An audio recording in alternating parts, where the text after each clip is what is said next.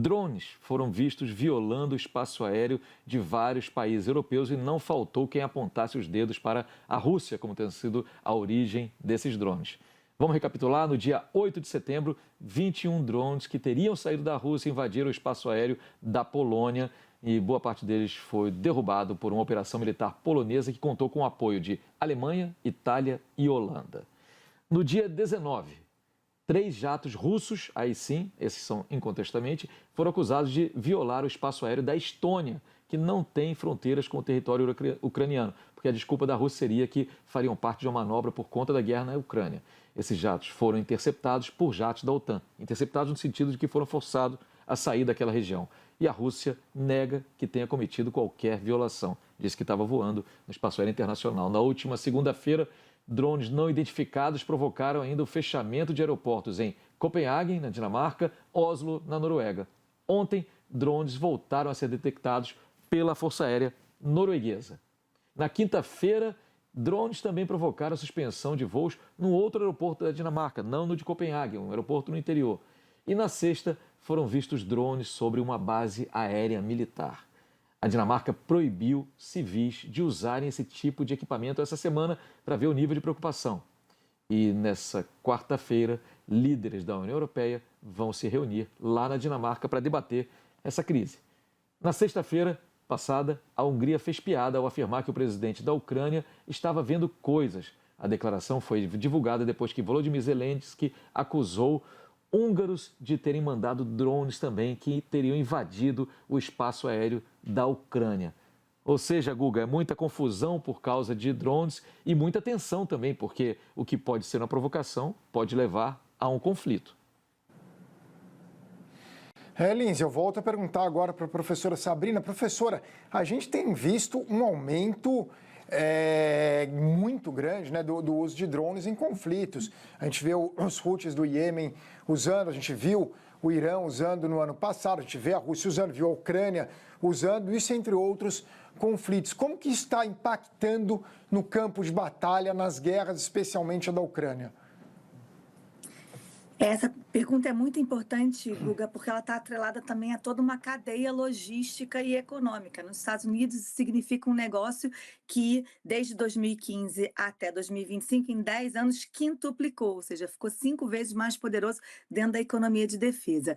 A produção dessa cadeia de suprimento, ou seja, ela também revela uma disputa entre Rússia e Irã. O Irã fornece o design, por exemplo, e o know-how para os russos, enquanto a China é acusada de fornecer componentes que estariam dentro desse uso dual, né, tanto militar quanto civil, e estariam, a China continuaria a fornecer materiais que eventualmente estavam sujeitos a sanções que os Estados Unidos impuseram. Então, ela também é uma guerra da economia da defesa e ela revela interesses de variados tipos e uma provocação, porque essa provocação, em grande medida, indica que a guerra tradicional não só passa por um momento importante de guerras híbrida, de zonas cinzentas, mas ela está focada cada vez mais em guerra eletrônica e guerra cibernética.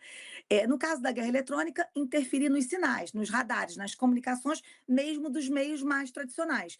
E isso era feito por meio de equipamentos muito complexos que eram levados por meio de, sobretudo, navios, né? Navios de grande porte, navios de guerra, aviões, e agora os drones têm essa capacidade. Há 3 grandes núcleos desses drones, né? Os de vigilância, reconhecimento da área, os de ataque kamikaze, por exemplo, que são mais descartáveis e que também são usados na forma de enxames, como é o caso de 500 Shahed chegando num território. Mas agora a preocupação fundamental entre os 10 drones multifuncionais, avançados, que fazem vigilância, ataque, guerra eletrônica, como, por exemplo, recentemente anunciado drone chinês com capacidade de antissubmarino, capacidade marítima.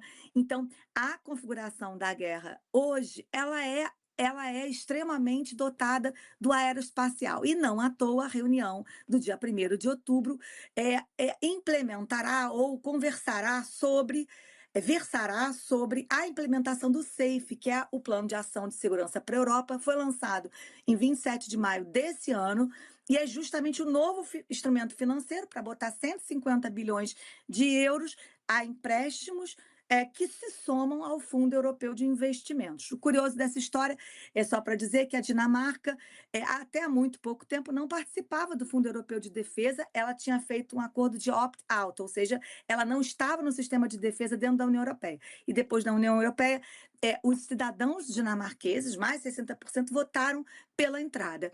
E desde então, o bloco é sólido, consolidado, e não só. Não à toa a Noruega está envolvida, porque nesse plano estão Ucrânia, Noruega e participantes da União Europeia, do Fundo Europeu, para a implementação do Plano de Ação de Segurança para a Europa, que inclui a revisão de investimentos na área de drones e guerra eletrônica.